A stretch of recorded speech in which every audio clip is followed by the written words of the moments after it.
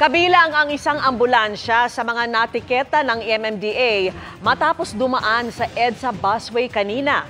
May sakay pang pasyente ang naturang ambulansya. Pero nang kausapin ng mga otoridad ang driver nito, wala itong naipakitang travel ticket at ORCR. Depensa ng driver na papunta raw ng Mandaluyong, hindi niya naasikaso ang travel ticket. Natiketan din ang ilang motoristang nagmamaneho ng mga sasakyang paso na ang rehistro.